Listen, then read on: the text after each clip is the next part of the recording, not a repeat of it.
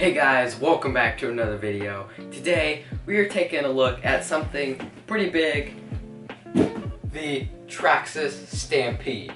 Now if you notice, the box is very light because I have taken this Stampede out of the package and used it for like a good 2 weeks now. So I've formulated a pretty good opinion about it.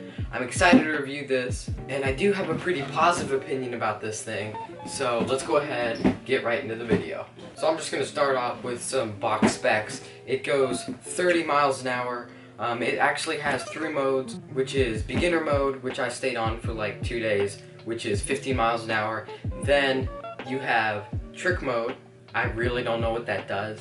And then we have normal mode, aka 30 miles an hour, speed demon mode, and it's pretty fun.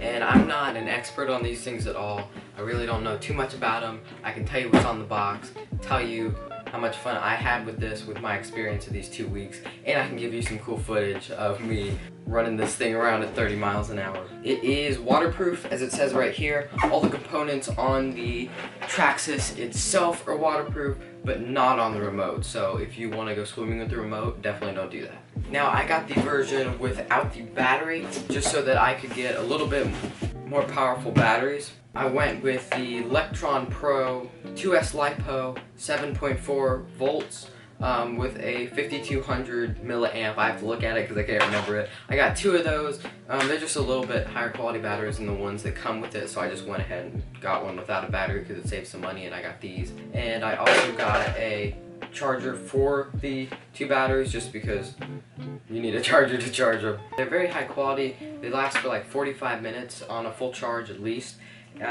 Although they are high maintenance because they're a LiPo, you have to store them at 50% battery, so that can kind of be a little bit annoying to run them down and then charge them up and watch it. But there's an indicator on 25%, 50%, 75%, and 100%, just so that you can see where it's at. But enough about these. You didn't come for these. You came for this guy. Now one thing on this is I have put a GoPro mount on it just so that I can stick my session on it, because that's how I got this cool footage for this video. Stay tuned if you want to see that. It's actually pretty cool. I have beat up the body of this thing a lot, because when you're going 30 miles an hour and even when you try to slow it down, it flips a lot. So I have flipped it a lot. I think I might show it once or twice, me flipping it, when I was just recording the footage for this. But it is very high quality. The suspension, you can see it there. It has that on all the wheels, and it's really nice to do that. It's like, I don't know, oddly satisfying. It handles bumps really well. It is semi-hard to flip over. It's just when you're going 30 miles an hour and you try to turn it really fast, of course it's gonna flip over.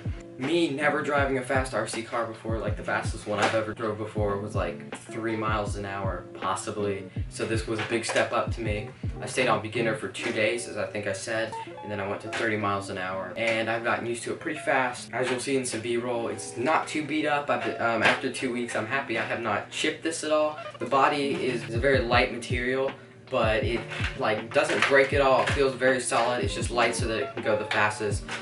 The internals are pretty like simple, just kind of you plug one thing into the battery and then you can lock them down, and it actually works really well. Not too many complaints except for the pins on the front of this thing. They are very hard to put in.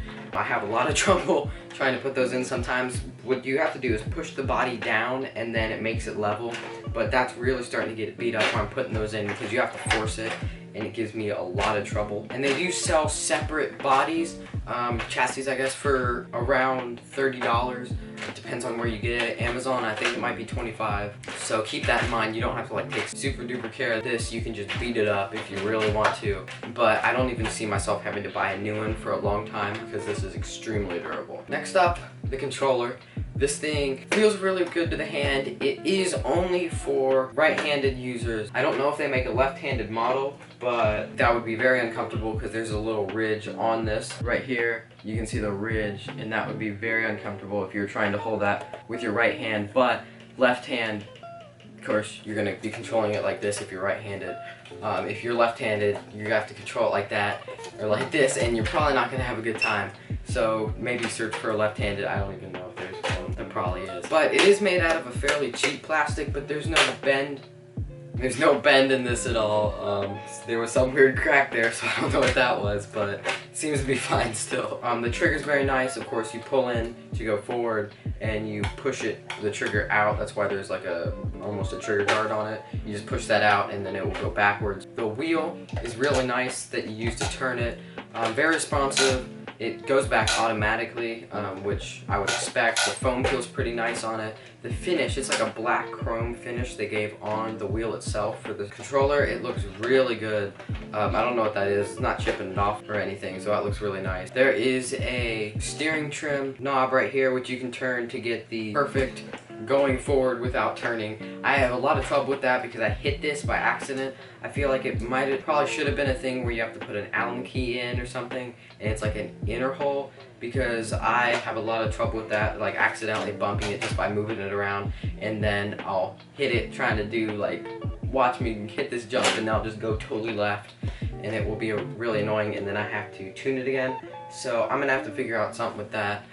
Probably just like hot glue it or tape it down just so I don't mess with. And then of course the switch on and off, and then a little light turns on it. That's pretty simple right there.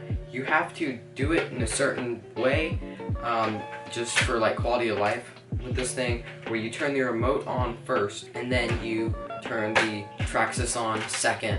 I don't know exactly why you have to do that, but apparently it'll last longer if you do that. Then turning it off, you have to turn the RC car off first, and then you turn the remote off. I guess that's just so you know that this thing's not still on, because you can hit the remote still.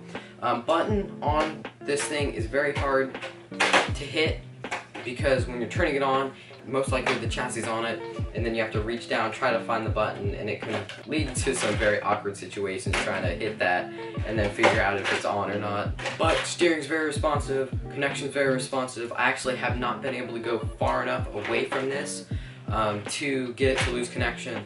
I've probably gone 500 feet away from it, and it won't turn off. So I don't know how far you can go, but I don't think it really matters, because I've gone as far as I can with like seeing it, and then I can't see it anymore and it hits something, and I'm like, oh, it's still connected. So I was gonna test that for this video, and I sadly cannot at the moment. Just in case you wanted to see this with a GoPro on it, there you go. It gets very front heavy when you put the GoPro on it, even though the GoPro is not that heavy, and on turns, it flips so easily. You might see my footage of the first person of this thing. When it's turning, it actually goes like this, and then luckily it falls back down. So if you see the camera just like go like that for a second, then fall back down, that's it trying to flip over, and it's actually pretty cool. The footage is a little bumpy on this thing because it's hitting a bunch of bumps. The suspension handles it pretty well, but if it's a little bit shaky, I apologize for that. There's no way for me to fix that because there's no perfect ground you can run it on.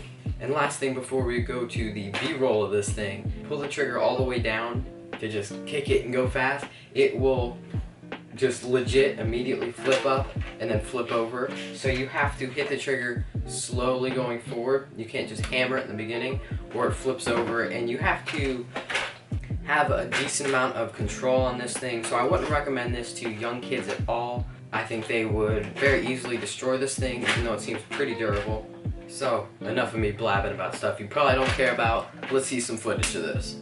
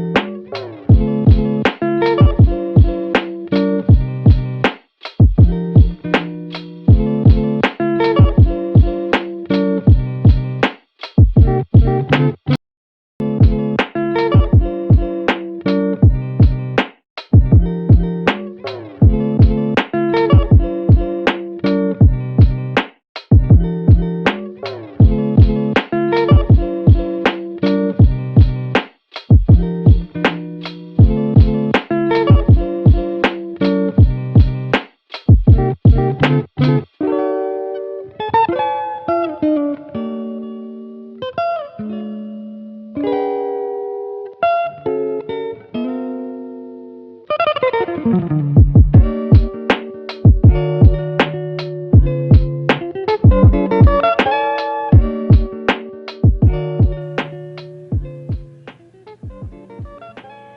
you're done watching? Okay. I guess I really don't have anything more to say for this video. I would totally recommend getting this thing. It's pretty awesome, works very reliably, haven't really had any troubles with it at all. Of course, it's only 2 weeks, so I can't say how this will perform over a year.